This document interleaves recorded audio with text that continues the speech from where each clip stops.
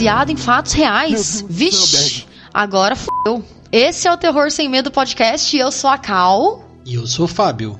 E hoje é mais um episódio que a gente vai falar sobre um filme indicado por um dos nossos ouvintes, o André Alves, @DecoComics no Instagram, pra quem quiser seguir. E ele nos indicou um dos pouquíssimos filmes bons sobre o exorcismo que podemos pensar de uma legião de películas ruins sobre o assunto. Um filme de tribunal, com um grande embate da ciência versus religião e ainda baseado numa história real. Hoje vamos falar sobre O Exorcismo de Emily Rose. E olha que esse episódio é o número 33, Idade de Cristo.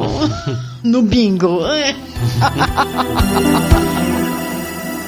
Temos sinopse pra esse filme, Bolitz? Temos! Ih, manda pra nós então. A jovem estudante Emily Rose começa a alucinar e ter surtos cada vez mais frequentes que causam perda de memória. Católica praticante, ela aceita ser submetida a uma sessão de exorcismo. Quem a realiza é o sacerdote de sua paróquia, o padre Richard Moore. Porém, Emily morre durante o procedimento, o que faz com que o padre seja acusado de assassinato. A advogada Erin Brunner aceita pegar a defesa do padre e argumenta que a condição de Emily Rose não pode ser explicada somente pela ciência. E onde que a gente pode assistir esse filme? HBO Max. Olha aí, ó, tá disponível, tá fácil. E hoje, né, teremos spoilers de Exorcismo de Emily Rose. É claro que esse filme já é mais antigo, vale a pena assistir com esse suspense aí, né, porque é muito bom.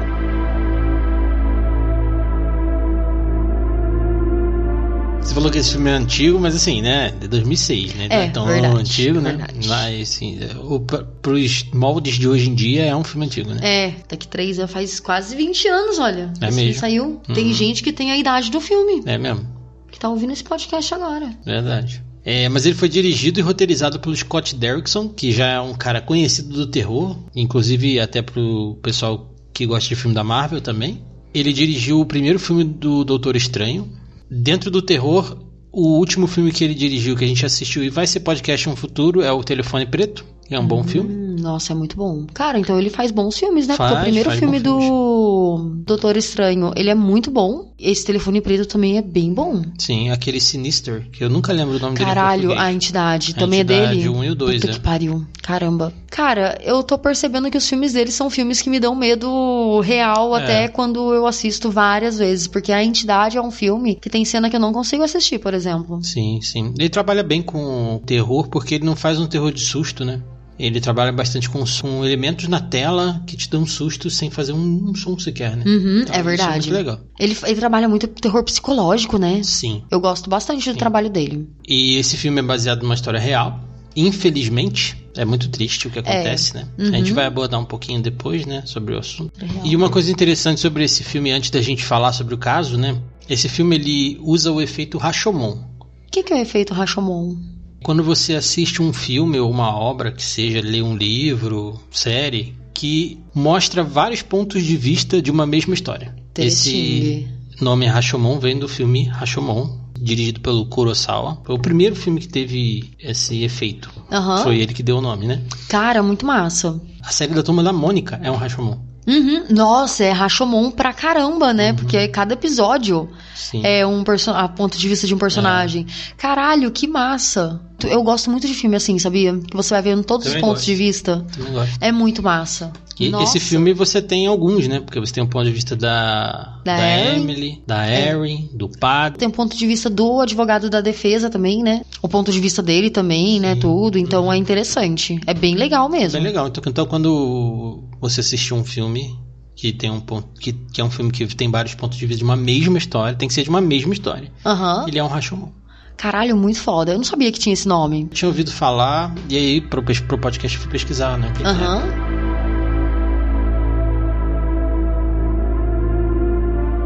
E esse filme, né, ele é baseado numa história real, na história da Anneliese Mitchell, que ela é uma menina alemã, né, que ela nasceu dia 21 de setembro de 52, na Baviera. Ela era uma garota, né, tipo, nasceu numa família super religiosa e tudo, né, então ela tinha realmente 3 irmãs, assim como no filme. Todos esses casos, né, que a gente vê com a Emily, acontecendo com ela na faculdade, vida real aconteceu com ela na escola ainda, né, na época de ensino médio. remédio e tudo. Então ela começou a ter uns episódios de convulsão, de fazer xixi na cama, de ter alguns problemas neurológicos mesmo. A família dela, nesse período, até procurou ajuda médica. Foi diagnosticada na época, na escola, com epilepsia do lóbulo temporal. E essa epilepsia, alguns dos sintomas são convulsões, perda de memória e alucinações auditivas e visuais. Então a gente vê muito disso, né? Que às vezes a pessoa vê espírito, vê alguma coisa, tem convulsões e não sabe o que viu depois, então parece muito mesmo que a pessoa foi possuída e ela não se lembra do momento porque não era ela, né? Era um demônio que tava na frente dela, tava tomando, né, a personalidade dela, e quando meio que volta pra ela não lembra de nada, porque essa epilepsia do lóbulo temporal, ela causa esses sintomas mesmo, né? Então é bem parecido com uma possessão. Se você quer acreditar numa possessão... Eu tava ouvindo alguns podcasts sobre, e eu vi até o Mundo Freak, que é um Mundo Freak bem antigo sobre. E lá tava um psicólogo e ele fala que o ataque epilético também tá relacionado às vezes a apagões, a desmaios e tal, porque o ataque epilético a gente sempre associa àquela pessoa que tá virando a língua, se batendo toda no chão. É verdade. Mas existem vários tipos de ataque epilético, né? Então até o dela causava alucinações também, além de travar o corpo dela e tal, né? Quando a gente vê no filme, por exemplo, a gente vê uma pessoa tendo o ataque epilético que a gente conhece, né? Que a gente vê, pelo menos, que é o que as pessoas falam, por exemplo, que é quando a pessoa cai, a pessoa torce a mão mesmo, fica com uma cara estranha também, sabe? Então a gente vê isso, né? A gente tava até assistindo o filme e tava falando, cara, ela tá claramente tendo um ataque epilético, ela não tá sendo possuída, sabe? Sim. Ela deve estar falando algumas coisas, mas ela não deve estar falando algo real, assim. Talvez ela esteja delirando mesmo, sabe? Sim. Por conta disso, entende? Trazendo então... pro universo do filme, o filme se passa nos Estados Unidos, né? A gente Aham. pode mesclar aqui falando entre o filme e o caso real. Lá ela fala alemão, fala Aham. hebraico e tudo mais. Lá é contextualizado de que ela aprendeu idiomas na faculdade porque ela estava fazendo uma faculdade para ser professora. No caso real, é porque ela era alemã. Eu acho que eles fizeram esse esquema dela falar alemão porque, cara, é muito aleatório ela falar alemão. Sim. Tudo bem que ela tinha Hitler dentro do corpo dela também, Que né? também que era é uma dos coisa que dá pra demônios. gente falar porque ela era alemã Aham. na época pós-Hitler. Porque ela nasceu em 52. Sim. Então, como ela começou com isso lá pros anos 60, 70, que acabou, no caso, né, ela acabou falecendo, né, em 75, então, cara, 30 anos depois do final da guerra, sabe? Então, ela ter, por exemplo, Sim. Hitler no corpo dela é muito próximo do que aconteceu antes, sabe? Não só o Hitler, né? São 6 demônios ou 7? São 6. São Ela 6, né? tava com Lúcifer... Demônios não, na verdade, né? São 6... 6 entidades, 6 né? entidades. Tipo, porque olha, ela tinha Lúcifer, Adolf Hitler, Judas Iscariotes, Caim, Nero e o sacerdote Fleshman. Então, o Fleshman e o Hitler, eles causavam medo nos alemães, né? Os alemães têm ojeriza a falar do nazismo até hoje, né? Imagina logo após, né? E se você pegar os outros, o Lúcifer é Lúcifer, né, cara? Todo mundo tem medo do Lúcifer. Nero, sei lá, porque ela talvez estivesse estudando sobre Nero. Mas ele colocou fogo em Roma, né? Sim, mas eu acho que ele devia ser... o medo não tá tão associado, porque o Nero... Porque tem Caim que matou Abel, então Sim. eu acho que ela pegou todos os vilões mesmo, assim, sabe? Por Da mais época, que seja... né? Por mais que seja... E talvez seja algo que ela tava estudando também, né? Porque na época não existia cultura pop como existe hoje em dia. Né? Tipo, porque muitos vilões da humanidade estão aí, né? Todo mundo sabe quem são. Na época, esses vilões... É engraçado falar vilões, né? Mas são vilões realmente da humanidade e de uma humanidade cristã que faz total sentido. Eu não bato 100% na tecla de que ela não está possuída por alguma coisa, porque eu não sei. As pessoas que ouvem a gente já sabem que a gente é budista, a gente tem uma visão diferente das coisas, mas eu também não desacredito, mas eu fico mais pendente a que ela era uma pessoa muito doente. E outra, porque assim, parece uma coisa muito real, não a questão da possessão, mas a questão do delírio mesmo dela, por conta da doença mesmo, né? Não delírio porque ela era, sei lá, maluca nem nada, mas por conta da doença mesmo, porque, cara, ela fala nomes de coisas que ela estudou, que ela vivenciou, que ela vivencia, sabe? E que ela ia causar medo nas pessoas que estão em volta volta dela. Parece que ela entrava mesmo nessas alucinações e ela começou, talvez por ela acreditar muito que ela estava mais possuída do que doente, talvez ela começasse a imaginar coisas também, né? Sim. Porque tem aquilo, não significa que a pessoa é muito católica, que é muito religiosa de qualquer forma, né? Religiosa até, budista muito religioso, católico muito religioso, qualquer pessoa muito religiosa, ela pode entrar no estado de delírio também sobre, sabe? Ela pode realmente acreditar que ela tá possuída quando existe esse contraponto na religião, tipo, uma pessoa católica pode ser possuída, X pode ser possuída, sempre tem um lado negativo ali, a sombra, né, da religião. Se você tá com muito peso negativo em você, assim, que você acredita que, tipo, não é uma coisa real, científica, que você tá doente, mas é mais uma coisa dentro de você mesmo que tá errado, você deve trazer umas coisas pra você, assim, sabe? Então ela devia sentir que sim, ela tava com alguns desses seres no corpo dela, sabe? Desses 6 de uma vez, no caso, né? Pelo fato dela ser até uma pessoa criativa, por exemplo, sabe? Esse caso é o caso mais bem documentado de todos, né? Porque tem gravações em vídeo e gravações em áudio. Então. Dos exorcismos, né? Que foram, se vocês procurarem assim, vocês vão encontrar. Sim, assim, eu não vou sabe? colocar porque eu não gosto, acho muito pesado. E outra, quem não gosta também não tem obrigação de ficar ouvindo aqui no podcast, né? De repente, assim. Então, se você quiser procurar, se você tem interesse nisso, né? Você vai encontrar, com certeza. Só procurar por exorcismo de Annelise Mitchell, assim, vai ter muito vídeo na internet que tem muito material, né?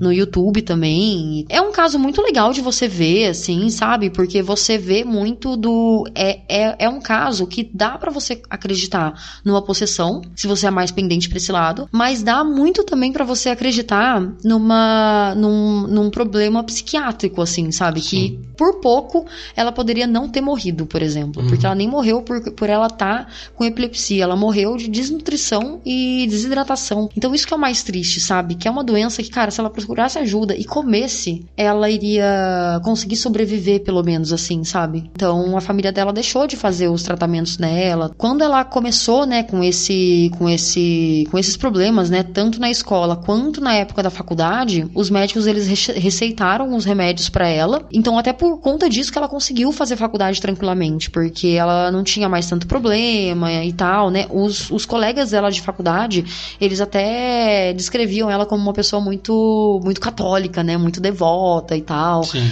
Então, e com o passar do tempo, ela acabou sendo internada numa clínica, porque ela tava com muito, muito surto mesmo na faculdade, né? Ela acabou parando de tomar os remédios. E é engraçado porque, assim, na época da escola, ela foi diagnosticada com epilepsia do lóbulo temporal. Na época da faculdade, ela foi diagnosticada com esquizofrenia.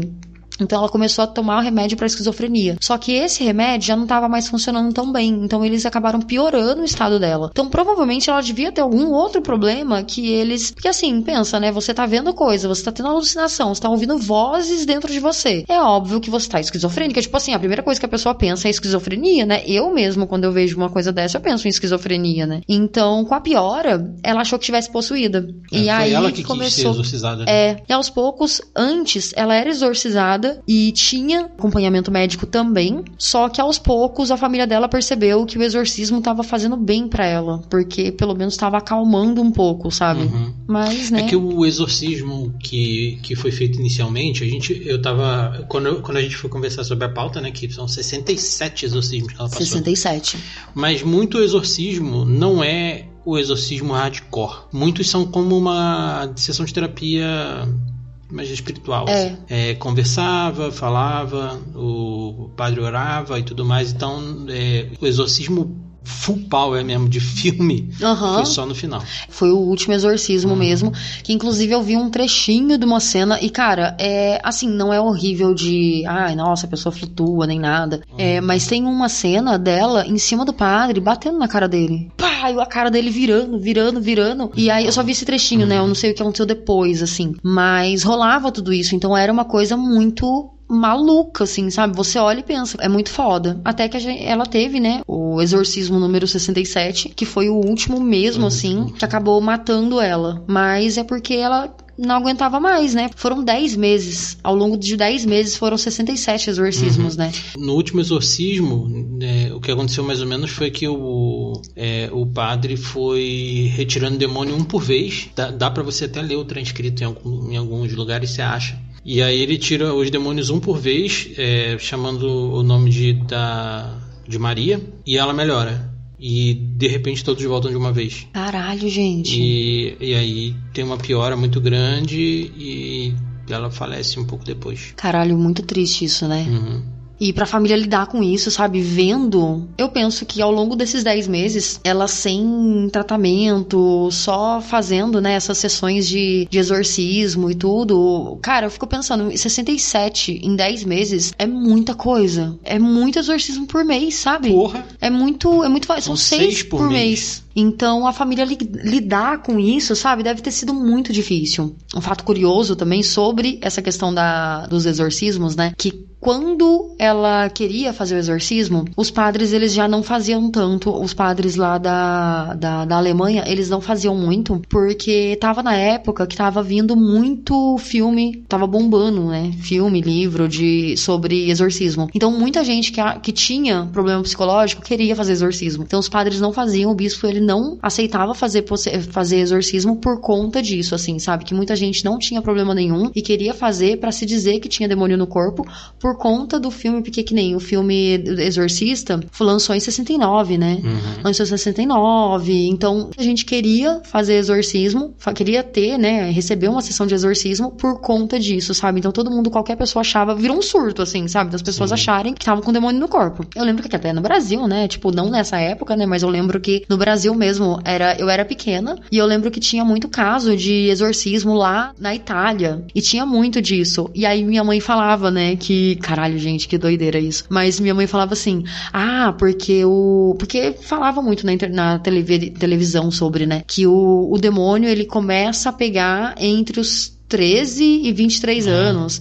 E, cara, eu tava com 14, e eu pensava assim, cara, até chegar nos meus 23 anos, eu posso ter um demônio no corpo, sabe? Então eu não posso... Nossa, gente, eu tenho que rezar muito, porque eu posso ter demônio no corpo. Então eu ficava muito pensando que a qualquer momento eu poderia ser uma possuída, assim, sabe? Então eu fico pensando que, cara, a quantidade de gente que não queria ser exorcizada porque achava que tava com demônio no corpo, entende? Então é muito foda. Fazia sentido. Só que acontece, o padre, o Arnaldo Heinz, ele foi um padre, né, que o bispo, ele aprovou para realizar os exorcismos por conta de documentos judiciais e tal, né, que estavam mostrando que ela tava com um problema maior do que simplesmente psiquiátrico. E aí ele aceitou. Mas em alguns pessoal fala que que a igreja não tinha liberado. Ah, é? Olha, então foi por baixo dos panos mesmo, né? Porque naquela época não podia fazer.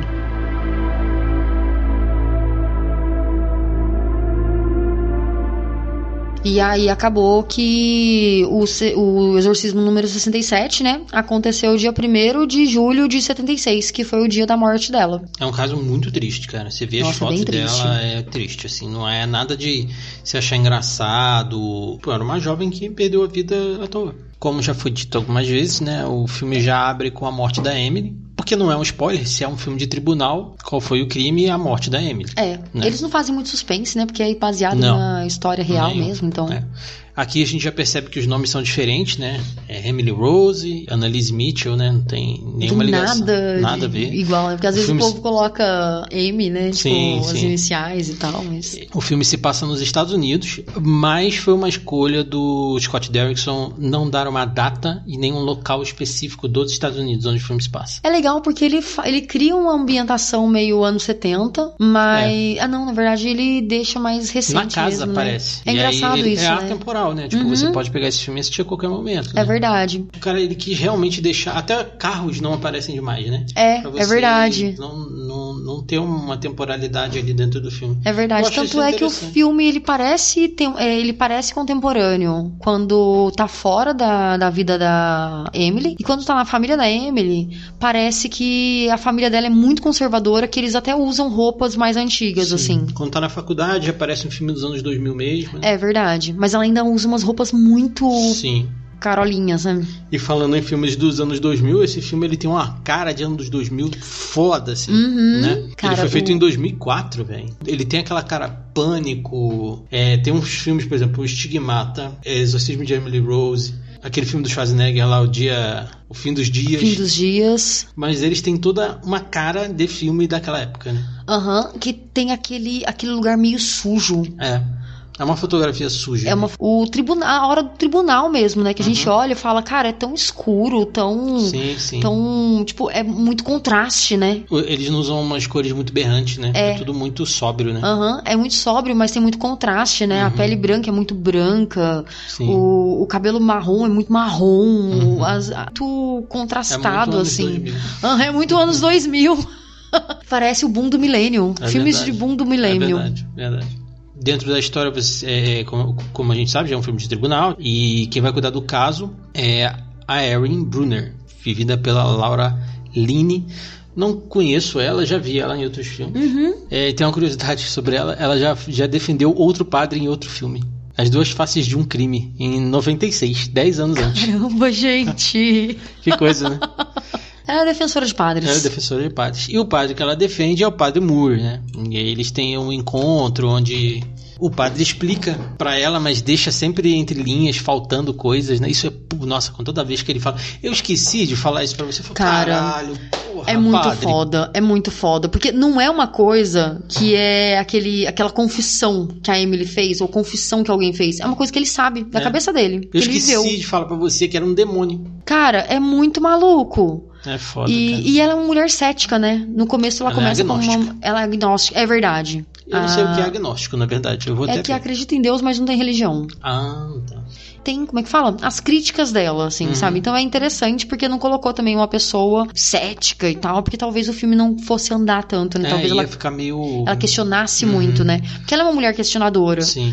Mas... Ela faz o trabalho dela como advogada, assim, bem imparcial na questão religiosa. Mas já o contrário, né, o advogado do Estado, que na verdade é o procurador, ele já é um católico fervoroso e ele traz o catolicismo dele todo pra dentro do debate e do embate. O promotor? Não, ele pega a ciência, não pega? Não, mas ele usa várias vezes usando o padre como um padre. Ah, estou aqui defendendo um padre filha da puta, sabe? Tipo, tá, sabe? entendi. Com aquela vingança de um católico que tá vendo que o criminoso é um padre. Entendi. Então ele tá usando como uma muleta pra ele poder falar sobre a ciência, né? Pra falar que, você é um padre e você não tá protegendo uma alma, né? Exatamente. Então... E é interessante que na conversa entre o padre e a Erin, eles conversam dentro da cela dele, né? Tem um momento que ela olha pra cela do lado vazia e eu não sei pra que tem aquela cena. Cara, sim. E o que me parece... Me soou muito a Espera de um Milagre, sabe? Inclusive, o filme Espera de um Milagre é um filme também com cara de filme dos anos 2000. Pra mim me soou muito isso, assim, sabe? Sei lá, eu acho que nessa cela deve ter algum demônio e aqui tem um padre, Será? sabe assim? Não sei, mas só que assim, também não acontece nada depois, né? Então, eu achei até que eu tivesse esquecido dessa cena, porque eu assisti esse filme tantas vezes que pra mim eu não lembrava dessa cena. Aí eu pensei, eu acho que tem alguma cena que eu não lembro, que acontece alguma coisa ali, sabe? E não acontece nada, simplesmente, eu achei estranho também. Então eu não sei, tanto é que eu fiquei esperando uma hora que ela ia passar. Depois não tinha mais. Porque foi na segunda visita dela. E aí ela passou por essa cela, e aí eu não sei o que aconteceu, talvez a gente possa até ver essa cena de novo, né? Ou nossos ouvintes podem comentar. E aí, na segunda vez ela já olha, e eu pensei, será que tinha alguém nessa cela mesmo, assim, que agora não tem? Porque ela olhou e a cela tava vazia, né? Faz muito sentido essa cena. Também nem faria muito sentido, né? Porque não tem influência externa a não ser do mal ali, né? Verdade.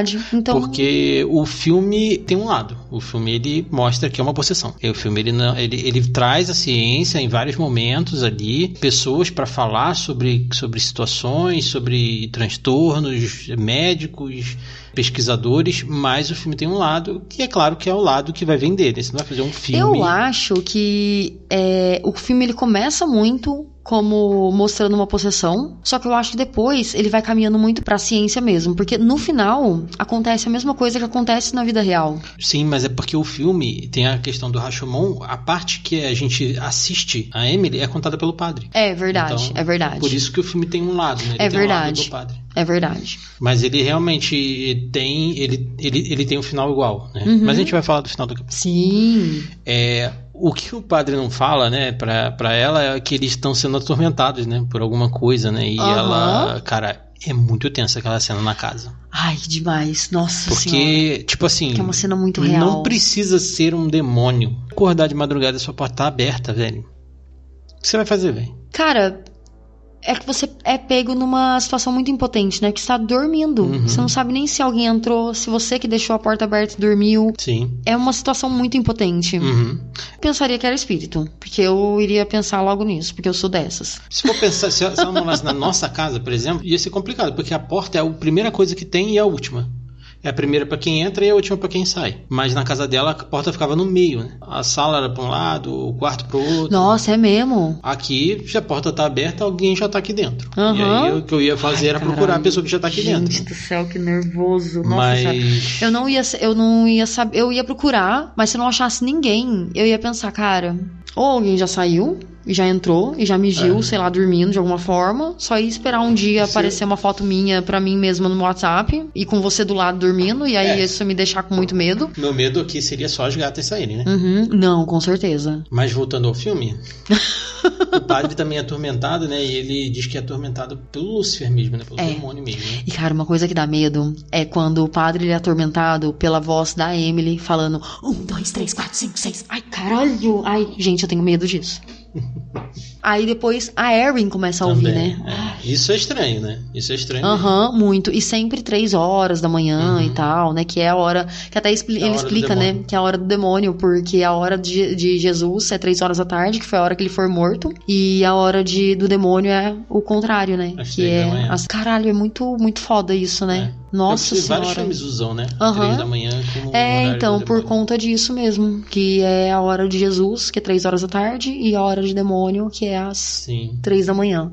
Mas dentro do filme o embate entre ciência e religião, entre o padre e o Estado, né? Que no caso, no filme, é só o padre que está sendo julgado. Na vida real, foi julgado os padres e a família. E a família, Aqui eles eximem a família disso. Voltando um pouquinho na cena tensa, tem uma cena tensa também que eu não consegui assistir, na verdade, que é uma cena que ela tá na faculdade, um colega dela dorme com ela, né? Dorme assim pra acompanhar mesmo ela e tal, né? Que porque na vida ele real, acho que era um namorado, tipo como se fosse um namorado dela. Ah, é? E aí, ele tá lá junto com ela, tudo, e aí ele acorda de madrugada e ele não vê ela na cama. Quando ele olha pro lado, tá ela, eu não lembro como é que ela tá, mas tipo, ela tá toda estranha, né? Tipo, meio que de ponte, sei lá. Ela não tá, ela tá jogada no chão toda torta. É, né? Caralho, e tá olhando pra ele. Ou seja, tá olhando pra câmera, sabe? Cara, essa cena é uma cena que eu não consigo ver até hoje. Quando eu assisti sozinho, eu não lembro se eu tava sozinho, eu acho que tava com outras pessoas assistindo, eu fiquei um pouco tenso. Na vez que a gente assistiu junto, eu fiquei bem bolado com esse filme, porque era a época onde a gente estava assistindo só filme de terror. Então, isso aqui é uma coisa que a gente vai... É um bingo do nosso podcast, que a gente sempre fala isso, né? É, verdade. Porque teve uma época da nossa vida que a gente só assistia filme de terror toda vez que a gente estava junto. A gente não estava junto o tempo inteiro, mas quando a gente estava junto, a gente assistia. E a gente ficou muito carregado por isso, Nossa, né? muito. Então, era uma época tensa pra gente também, porque a gente estava iniciando um trabalho de uma empresa nova que a gente ia criar e acabou não dando certo. Então, a gente estava muito tenso. E nossa descompressão era assistir filme de terror. Então, chegou uma hora que até nosso momento de lazer tava ficando tenso também, né? Sim. E aí eu lembro que a gente assistiu esse filme e mesmo assim ficou, caralho, esse filme é tenso ainda e tal. Agora, dessa vez, putz, foi de boa. Eu até pensei, puta, vamos ver na hora do exorcismo aí como é que vai ser, né? Mas de boa, assim, nada, pra mim não deu...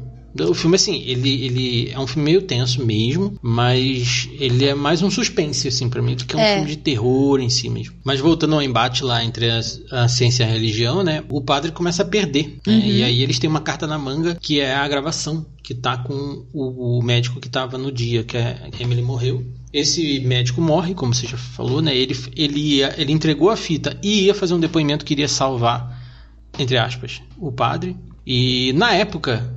eu tinha ouvido falar que essa morte era real, que essa morte tinha acontecido mesmo. Mas eu fui atrás e parece que não. Parece que ninguém envolvido com o caso morreu na época. Então deve ter sido só uma mentirinha que rolou por aí, né? Que querendo ou não faz um charminho pro filme, né? Dá vontade de assistir o filme por conta disso. Mas é aí que a gente tem contato com a fita, né? A Erin tem contato com a fita se ela dá play sozinha. E aí dentro do tribunal também todo mundo ouve e tal. E cara... ali é a verdade, é o som real, né? Que eles colocam no filme. É verdade. Tanto é que na história real, uma gravação também foi usada pra mostrar que ela tinha sido possuída mesmo.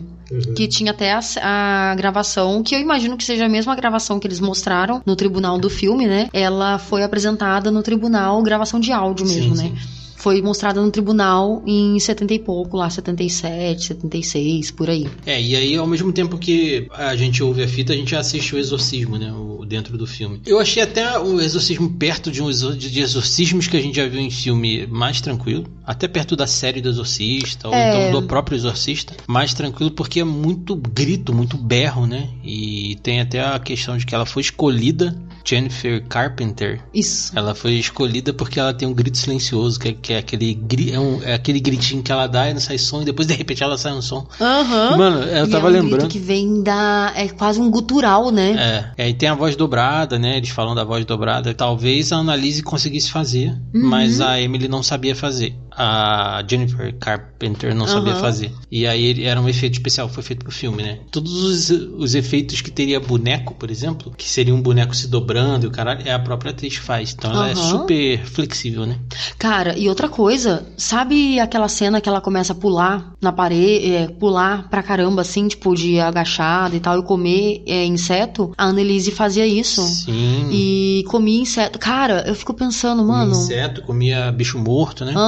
Inclusive tem uma história, né, que a família dela conta também, que ela comeu a cabeça de um pássaro, sabe? Então, e a irmã dela viu. Sim. Então, na cena, no filme, eles só mostram os insetos mesmo, né? Mas tem essa cena aí que ela começa a pular e agachar, assim, muito, muito freneticamente, que isso realmente aconteceu. Que louco, né, velho? Porque no filme, assim, a única coisa fantástica que acontece é no exorcismo mesmo. Começa a ventar e tal. Isso não deve ter acontecido. Então. Isso é pro filme e tal, pra, né, você fazer também uma coisa fantabulástica pro filme, pra poder ficar interessante, né? Sim, até eu acredito até que a parte dos animais seja um pouco real, porque animal ele sente também a presença de coisa ruim você e tal, né? Imagina. De madrugada o animal tá dormindo, os cavalos dormindo, as vacas dormindo, chega alguém berrando. Claro que é verdade. Então é uma coisa que a gente até percebe, né, aqui em casa mesmo, né, quando chega uma pessoa com energia mais baixa, quando tem alguma coisa assim, uma das nossas gatas, ela sente muito, tanto é que a gente pensa que não vamos manter essa pessoa em casa, ou então vamos, tipo, fazer algum rolê com a pessoa fora, porque dentro de casa não rola de ficar, porque as gatas, elas ficam muito oriçadas, assim. Teve uma pessoa que veio visitar a gente, não vou falar quem é, nem o que ela faz. Nossa senhora, gente. Que, cara, essa pessoa ficou pouquíssimo tempo em casa. Cara, ficou meio-dia em casa, ficou 12 horas. Eu só conheci essa pessoa pela internet, ela pediu abrigo e a gente deu o abrigo. Eu senti alguma coisa estranha com aquela pessoa no dia que ela tava lá em casa, os olhares estranhos assim. E na hora que ela foi embora, você tava em casa, né? Eu tava trabalhando. E aí, cara, a gata, ela ficou estranha, porque assim, o que acontece? Uma das nossas gatinhas, ela tem problema com pessoas fora a gente, né? Qualquer pessoa, até a gente que ela tá acostumada, ela vem um pouco mais rápido pra perto da pessoa, mas ela demora um pouquinho pra qualquer um, assim, sabe? Mas ela vem, ela chega, ela não fica com medo, assim. É aquilo, né? Ninguém pode chegar colocando a mão nela, né? Porque daí ela vai fazer essas coisas assim. Geralmente quando a pessoa vai embora, mano, ela fica de boa, ela só vai olhando, né? Pra ver se não tem mais ninguém aqui em casa, né? Xeretar, assim, pra ver. Mas quando ela, a partir do momento que ela vê que só tá a gente mesmo, ela fica de boa. Cara, com esse cara, depois que ele saiu, ela ficou, tipo, como se ainda existisse uma presença ali em casa, assim, sabe? Ela andava como se fosse uma minhoquinha no chão. E eu assim, fila, tá tudo bem e tal. Ela, assim, depois chegou um momento que ela ficava correndo. Até o momento que ela chegou e caiu dentro da máquina de lavar. Gente, eu fiquei tão furiosa com ela na hora, assim, eu fiquei tão nervosa, porque a primeira reação foi, mano, se essa máquina de lavar estivesse funcionando, cara, eu não sei o que eu faria, sabe assim? Tipo, óbvio que eu iria pegar ela ali e tal, tudo, mas, cara, gente, muito estranho, sabe? E aí, ela nunca tinha feito isso com ninguém, ela nunca fez isso mais com ninguém. Com ninguém na vida. E eu fico assim, cara, eu realmente acredito que os animais, eles sentem, assim, alguma coisa, sabe? Sim. Não é do tipo que capta pra eles e vai ficar doente por causa disso e tal, mas eu sinto que sente muito, assim, sabe? Mas realmente. Tanto que a gente nunca mais viu essa pessoa. Na verdade, a gente viu mais uma vez, mas... Enfim. É verdade, mas a gente viu fora de casa, né? A gente não viu mais dentro de casa e tal, tipo, então... nem tenho contato mais também. Mas voltando ao filme, né? Passa o exorcismo, passa a fita e tudo mais, né? E aí chega o momento do veredito. Eu tava lendo que o veredito, inicialmente, seria sem roteiro.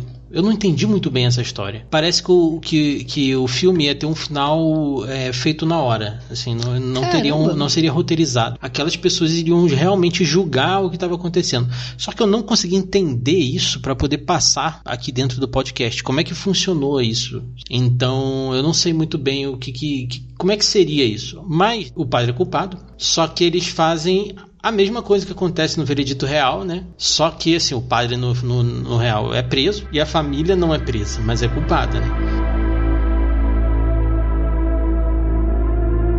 Então, os padres, eles foram condenados e receberam uma multa, mas os pais da Annelise, eles não foram presos, porque também o júri, eles viram que, cara, eles sofreram muito ao longo desses 10 meses, então isso já funcionou como uma punição, sabe? Até porque foi um homicídio culposo, e, a meu ver, é uma coisa que, assim, cara, eles não tinham intenção de matar ela, sabe assim? Sim. Tipo, a intenção muito era... menos dos pais, né? Exatamente. Então é uma coisa que, cara, eu acho que viver sem a filha, eu acho que é a maior punição que pode acontecer, sabe? E viver sabendo que você poderia ajudar ela, que ela poderia estar lá junto com eles, sem que eles precisassem fazer essas 67 sessões de possessão, de exorcismo, aliás. Sim. Então eu acho que foi uma punição boa, assim, pra eles, sabe? Porque eu acho que ficar preso não ia dar em nada, sabe? Eles não são pessoas ruins, eles não são assassinos, eles não são pessoas que são perigo pra sociedade, por exemplo. Exorcizar 67 vezes mais outra pessoa e outra pessoa e outra pessoa. Exatamente, eles não são tipo, serial killers de... Eu acho que faz total sentido. Até porque na Alemanha existe essa pena também, entendeu? Quando você mata sem querer um ente querido e tudo, sabe? Você não é condenado. Não há punição maior do que você ter matado seu próprio filho, sabe assim? Não tem por que prender essa pessoa. Eles transpuseram isso pro filme, condenando o padre e deixando ele em liberdade, né? Foda porque a família, ela praticamente não participou, né, do tribunal como... A família nem aparece direito. Então a família não participou como um dos réus também, né? E quando a gente terminou de assistir o filme, eu falei, nossa, o nome da Laura Linney aparece primeiro, né? Eu falei, mas é porque ela é a protagonista do filme, né? Não é a Emily Rose. Né? É verdade. A Emily é só, né? Ela é um plot device. Ela é o objeto que movimenta o plot do filme. É uma coisa interessante desse filme, pra fazer uma consideraçãozinha aqui final sobre o filme, né? Quando uma família, né? Quando você tem uma crença muito forte, né? Você acaba desacreditando a ciência, desacreditando mesmo que existe uma forma de curar uma pessoa, principalmente com doença mental, né, que geralmente isso acontece muito porque é uma dor, é um problema que você não vê, né, não é um tumor, não é uma coisa, é mental, então é muito complexo, né, a pessoa tem visão, a pessoa tem epilepsia, a pessoa tem tudo, tem perda de memória e tal, então é uma coisa que é muito abstrata, né, não tem como você ver, que tipo, essa crença faz com que a pessoa desacredite de tudo, não trate de maneira médica, nem nada, então isso é muito triste, assim, sabe, tipo, ver que até hoje em dia, né, existem pessoas que acreditam tanto que vou fazer só oração e eu vou conseguir vencer tal coisa. Cara, não é só assim, sabe? Precisa de algo mais ali, precisa da ciência, né? Mas enfim, finalizando, né, com chave de ouro esse filme, que notinha que ele merece? Que notinha que você dá, né? Porque merece muitas notinhas, mas, né? Eu dou um 4,5 pra esse filme. 4,5? Interesting. É alto pra você. Sim, mas é porque eu gosto... Régua Fábio. Não, mas é que eu acho esse filme muito bom mesmo. Não, esse filme é muito bom. Ele só tem duas questões pra mim que não são coisas que fazem o filme perder o valor, né? Mas ele parece um filme pra TV. Eu acho que o sucesso dele foi um acaso muito grande, assim. Talvez por conta do caso. É, verdade. Né? E além disso, ele é um filme que ele é estrelado por coadjuvante, cara. Todo mundo ali é uma estrela coadjuvante, né? Tipo, isso não é um desmérito para o filme, porque não são pessoas que você vê com frequência em papéis de destaque, né? Destaque em outros filmes. Você vê essas pessoas em vários filmes, mas sempre elas estão ali. Até o cara que é o chefe da Erin, que depois oferece pra ela uma parte da empresa como sociedade. Ai, essa parte é muito foda. Ele também é um cara que tem muito filme. Muito filme. É engraçado que a Emily, ela tá nas Branquelas, né? Tá, Eu ia comentar isso aquele dia lá, eu tinha esquecido. Depois que eu lembrei disso. E a sua nota, qual que é? A minha nota... é 4,5 também, vai. E é engraçado, né? Porque, tipo assim, todo mundo lá no filme, coadjuvante em outras obras, né? Sim. Só que aí todo mundo tem um peso muito grande, né? Sim. A Erin é a protagonista, né? Claro. Tem o padre também, que é um outro cara que é... Não sei se ele é coadjuvante ou ele é protagonista também, junto com a Erin. Eu acho que eles dois são protagonistas, né? Acho que aí tem a Emily também, que é o nome do filme, é ela, né? Que é a Jennifer Carpenter. Então, é muito massa isso, né? Porque eles pegaram um conglomerado de coadjuvantes e colocaram todo mundo assim, ó, todo mundo vai ter pesão aí, ó. Todo mundo vai ter destaque. Por isso que eu falei que ele tem um cara de filme pra TV. Porque você não vê ninguém ali que você fala, Robert Downey Jr., sei lá, o Johnny Depp. Tanto é que eu assisti esse filme 300 mil vezes porque passava muito na TV. Mas eu acho que isso é um fator que favorece o filme. Porque se fosse um filme com uma estrela, você pode falar, a Julia Roberts é a Erin. Ia ser um filme da Julia Roberts. Eu vejo que esses atores muito grandes, muito conhecidos, eles já atuam como eles, sabe? Não até tem mesmo muito nessa época. Porque não tem muito aquela coisa de, sei lá, o de Robert Downey Jr., ele tem que ter um papel muito emblemático mesmo pra ele ser o papel, e não ser o Robert Downey Jr. Nessa época aí, nem tanto, viu? Porque essa época ele tava em baixa. Com ele? Quer ver um outro filme que tem cara de anos 2000? Gótica, que é com a Halle Berry. Aquele... Na Companhia do Medo. É um filme que tem cara de anos 2000 e tem Robert Downey Jr. como coadjuvante. Porque eu lembro que em Only You, ele é muito Robert Downey Jr. também. Que é Only You? Que ele é o Bradley Cooper. Só você? Bradley Cooper? Não, Dan Bradley, alguma coisa assim. O personagem que ele faz, assim, sabe? Peter Wright. Não, mas só que a mulher, ela lê alguma coisa que tem alguma coisa Bradley, e aí ela acha que ele é o Bradley, e aí ele começa a fingir que ele é mesmo, só pra poder conquistar ela. Eu não conheço esse filme, não. Nossa, esse filme me fez amar é Marisa Tomei e o Robert Downey Jr. A Tia May e o Homem de Ferro. E aí ela corre atrás dele, assim, tipo, ela deixa o casamento. Eu lembro que eu assisti na época do cursinho pré-vestibular, e aí eu fiquei apaixonada por esse filme, e eu fiquei apaixonada pelo Robert Downey Jr. nesse dia. E aí eu fiquei, nossa, apaixonada real, assim, sabe? Voltei pra escola com o coraçãozinho batendo forte. Mas enfim, né? E a nossa média, quanto que é? 4,5. Olha aí, hein? Olha aí, que simples. Como é simples a vida quando a gente dá nota igual, né? É verdade. Vamos fazer mais vezes. Todos os filmes agora. É verdade. E onde que as pessoas podem assistir? Ouvir nossos episódios do Terror Sem Medo? A gente tá no Spotify, no Deezer, na Amazon Music, no Apple Podcasts, no Google Podcast, mas também, se você preferir, pode ouvir a gente pelo seu agregador de podcast favorito, procurando pelo feed do Terror Sem Medo. E onde que as pessoas podem nos encontrar? Atualmente a gente tá no Instagram como Terror Sem Medo 13, ou pelo nosso e-mail terrorsemmedo13@gmail.com. O 13 é numeral, hein?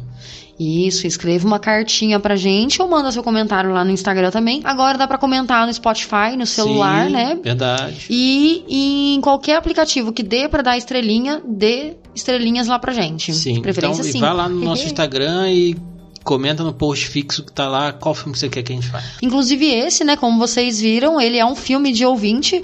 Então... Filme recomendado por um ouvinte. Isso, filme recomendado. Ó, imagina, né, a gente é ouvinte. Quem é nosso ouvinte é o Scott Derrickson, nosso ouvinte, o diretor do filme.